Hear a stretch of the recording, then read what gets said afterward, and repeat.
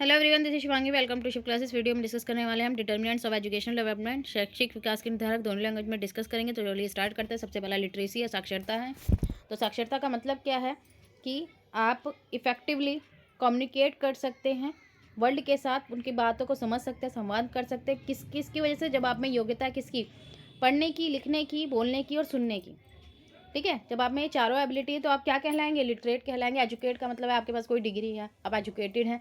Literacy literacy rate बोलते हैं ना कि हमारे देश का लिटरेसी रेट इतना है, तो इसका मतलब है कि इतने लोग जो है पढ़ना लिखना जानते हैं। तो बात करें, लिटरेसी बहुत ज़रूरी है। बिना लिटरेसी के भाई अगर हमें पढ़ना लिखना नहीं आता तो बहुत मुश्किल है जीवन। तो शुरुआती सालों में जो लिटरेसी है हमारे स्किल्स को डेवलप करती है। भाई हमारी जो स्किल है, लिटरेसी स्किल है, वो हमारे क्या करते हैं, हमें विकसित होने में और हमें कम्युनिकेट करने में वर्ल्ड के साथ, ठीक है, हमें हेल्प करते हैं। स्कूल लेवल पे हम बात करें कि लिटरेसी स्किल क्या होते हैं, read, right, speak and listen बहुत ज़रूरी हैं। अगर आपको क्या चाहिए, सक्सेस चाहिए, आपको आगे बढ़ना है। अगर आपको ये चीज़ हार्ड लगती है तो आपको क्या लगेगी, कठिन लगती है, तो आपको सीखने में संघर्ष करना पड़ता है। ठीक है, अगर आपको ये सारी चीज़ें पढ़ना, लिखना, बोलना, सुनना, ये सब क्या लगता है, कठिन लगता है, तो आपको बहुत ज़्यादा स्ट्रगल करना पड़ता है ये सब सीखने के लिए। और ये आपके कॉन्फिडेंस और सेल्फ एस्टीम को क्या करता है, इफ़ेक्ट करता है। ठीक है, आपके आत्मविश्वास और आत्मसम्मान पर क्या डालेगा, ये असर डालेगा।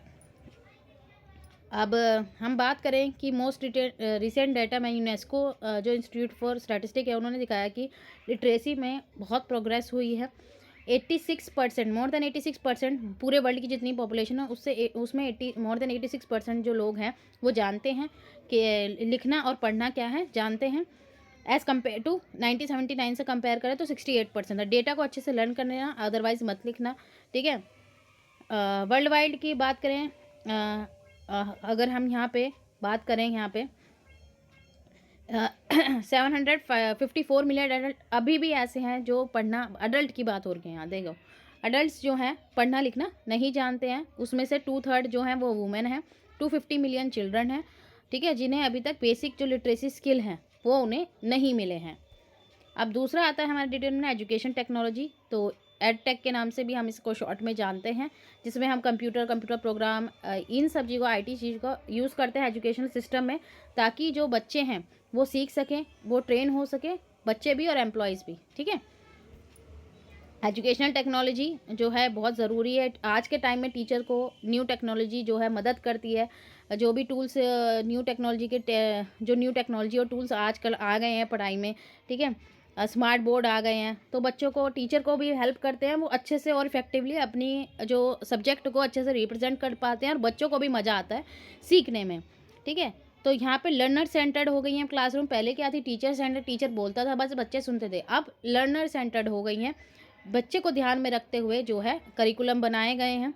ठीक है, बच्चों का इन्वॉल्वमेंट पूरा रहता है क्लास के अंदर। तो यहाँ पे टीचर जो है बच्चों को एंगेज करती है। बच्चे जो हैं यहाँ पे अपने आइडियाज़ भी देते हैं। ठीक है, तो ये यहाँ पे स्टूडेंट एंगेज होते हैं तो वो अपने अपने आइडियाज़ भी देते हैं, इनोवेटिव बनते हैं। और यहाँ पे टीचर्स जो है वो एक्सपेंड कर रही हैं, अपने नेटवर्क को कनेक्ट कर रही हैं अदर टीचर्स के साथ भी, नेशनली भी, ग्लोबली भी। ठीक है, अगर कॉन्टेक्ट होता है, सेमिनार वगैरह, ठीक है, ऑनलाइन वगैरह हो रहे हैं, तो वहाँ पे भी जो है एक दूसरे से कनेक्ट कर सकते हैं। फिर आता है नॉन फॉर्मल लर्निंग या नॉन फॉर्मल एजुकेशन हम बोल सकते हैं। तो ये करिकुलम सिलेबस में नहीं है। ठीक है, इनका कोई फॉर्मल लर्निंग से लेना देना नहीं है कि जो भाई हम अपने सिलेबस में पढ़ते हैं कि हमें ये सब सीखना है, हिंदी में हमें विलोम शब्द पर्यायवाची ये याद करने हैं, इंग्लिश में ये लेसन हमें लर्न करना है, ग्रामर में हमें ये सीखना है, मैथ्स में हमें ये फॉर्मूले लर्न करने हैं। ऐसा नहीं होता। ये इनफॉर्मल लर्निंग जो हमें नेचुरली जो होती है, और ये spontaneously as a part of other activities होता है, कि एकदम तुरंत ही बच्चे क्या कर रहे हैं, उनके साथ अगर कुछ हो रहा है तो वो किस तरीके से रिएक्ट कर रहे हैं। तो नॉन फॉर्मल लर्निंग में हो गया टोडलर्स के लिए स्विमिंग सेशन, भाई उनको स्विमिंग सेशन, इसका कोई करिकुलम से लेना देना नहीं है। स्पोर्ट बेस्ड प्रोग्राम हो गए, प्रोग्राम जो डेवलप करेंगे ऑर्गेनाइजेशन, जैसे बॉय स्काउट हो गया, गर्ल स्काउट्स हो गया, तो ये फिटनेस प्रोग्राम वगैरह हो गए। तो ये सारी चीज़ें जो हैं नॉन फॉर्मल लर्निंग में, तो इसमें आपके स्किल डेवलप्ड होते हैं। और यहाँ पे आपका जो पैशन है लर्निंग के लिए वो इंक्रीज़ होता है। कि आपको एक्स्ट्रा भी कुछ सिखाया जाए, एक्टिविटीज़ सिखाए, तो बच्चे का जो एक उत्साह सा रहता है कि हाँ, हमें जाना है, हमें पढ़ना है। अभी स्कूलों में आजकल अदर एक्टिविटीज़ भी कराने लगे हैं, जैसे स्विमिंग वगैरह भी होती हैं। तो ये सारी किस में आती है? नॉन फॉर्मल लर्निंग में आती हैं। तो यहाँ पे हमारा टॉपिक खत्म होता है। आई होप आपका क्लियर हो गया होगा। अगर वीडियो अच्छी लगी तो like it, share and subscribe my channel. Thank you.